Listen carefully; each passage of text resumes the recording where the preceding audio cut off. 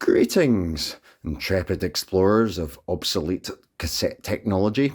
Today's video is about this unit, the Studiomaster Studio 4 that I just received in the post.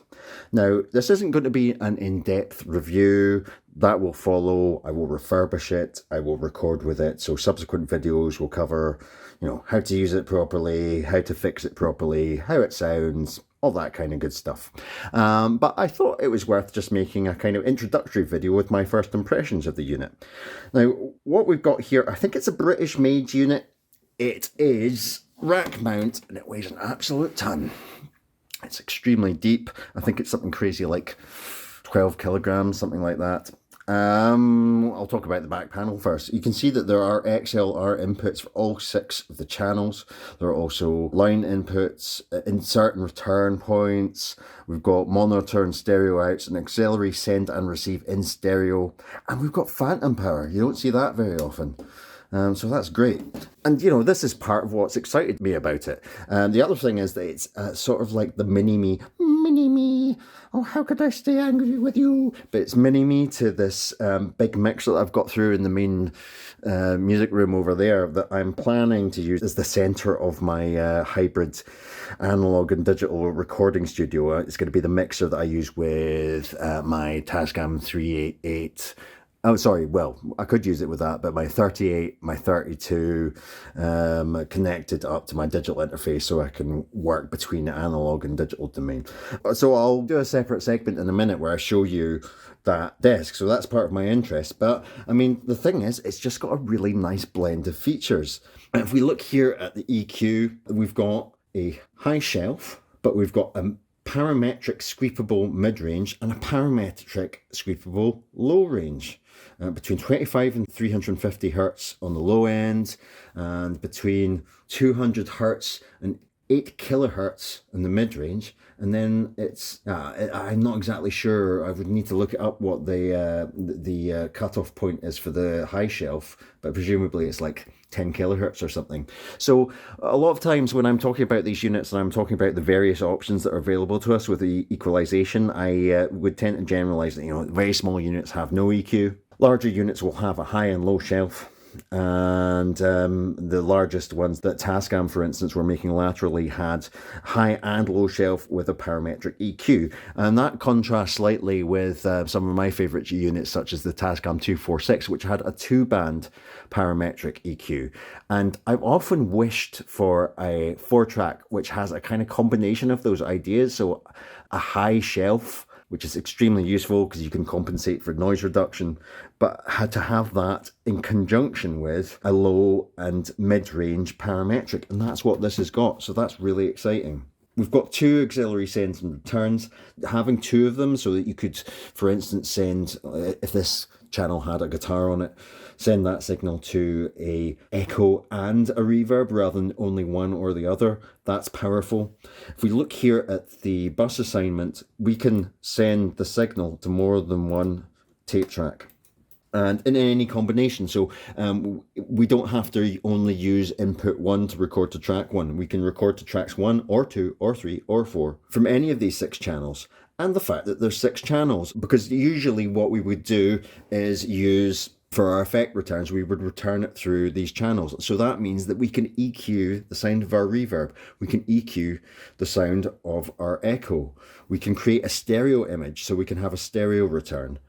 Additionally, the way that this mixer is laid out, because of this bus assignment, because there are 6 channels, we could do things like put 6 microphones on a drum machine, and we could make a mono blend on just one of the 4 tracks on the cassette, or make a stereo blend of the 6 microphones on 2 tracks. So a very powerful mixer. I really like the blend of features that are here. All these components feel really nice, nice and smooth, like I wouldn't have to do much cleaning here. And what else is there to discuss? We've got this separate tape monitor level. So this is how they're dealing with the issue of keeping what the talent hears as they record separate from what is hitting the tape player, so that we don't end up in a bounce situation accidentally where we're kind of making a copy of the old signal as well as the new signal when we're overdubbing. This eject button doesn't seem to work. I don't know if that's mechanical or whether there's actually an electronic contraption in there that opens it. And so I haven't seen the head yet, but yeah, we've got vary speed. It seems to be single speed. I suspect that's 3 3/4 inches per second. The higher speed, that's, you know, double the speed of something like a Sony Walkman or the kind of cassette player that you would have in an old-fashioned car stereo. But we can adjust for pitch using this user control here. Push buttons probably infers that there's like a 3 motor system in there.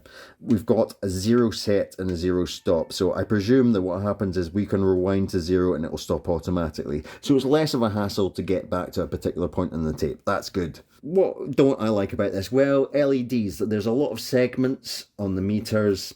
I tend to prefer VU meters because even though you have to take an extra step to calibrate those, these sort of LED-based VUs will tend to stay set. You can adjust them, but they tend not to need it. But I love the color scheme. I'm a sucker for this kind of 80s design where the different functions are denoted by different colors of knob. So yeah, I mean, pretty excited to get into this, do a teardown, try and refurbish it and so on. So in a second, I'll go over to its big brother, the mixer, just so you can compare that. So excuse the handheld footage and the slightly suboptimal lighting, but here we are. Here's my Studiomaster 1682, which I'm intending to be the nerve center of a hybrid digital and analog home recording studio at some point.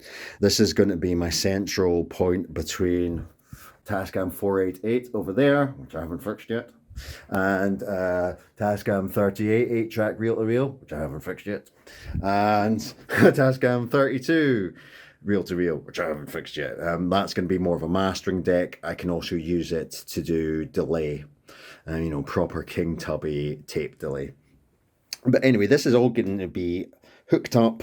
I've got a patch bay, I've got a stereo reverb unit, I'm going to be getting a stereo compressor, and I'm going to be getting a 16 in, 16 out digital interface for the computer, which is down here. You can see the screen for the computer here, and it's situated between my monitors. So the idea is with this, because it's got 8 different buses and 16 channels, like I can maybe hook up 8 of these to the inputs of the 38, 8 of them to the outputs, and then put the 8 buses attached to the digital interface, and like have my sends going back and forth as inputs, you know, from the 388 going to and from the stereo outputs and inputs of that, to and from the stereo inputs and outputs of the 32. So I could maybe track drums on here, bounce it via this mixer into the 38, overdub another 6 tracks, do a reduction mix onto here to add some tape saturation, bring it back via the mixer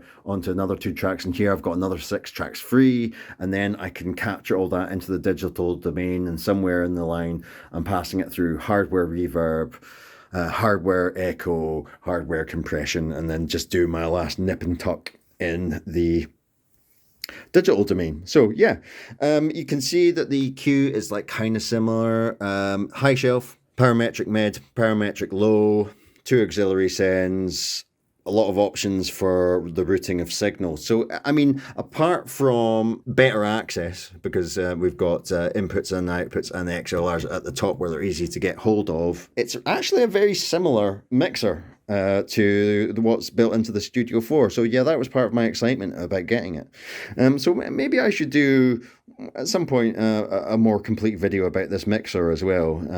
So yeah, let me know in the comments if that's something you'd like to see. Bear in mind that it helps the channel enormously if you can like the video, leave a comment, even if it's to say hi, thanks for that, or you know, I didn't really understand that bit, or even I didn't like your video. I mean, you know, all publicity is good publicity, am I right?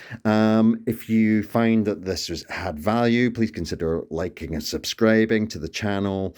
If I have in the past in other videos, having a lot of like repair videos, helped you repair something and you'd like to help me in return, I've got all the schematics and user manuals that I have available to me up for free download on my blog. There is a PayPal donate button there.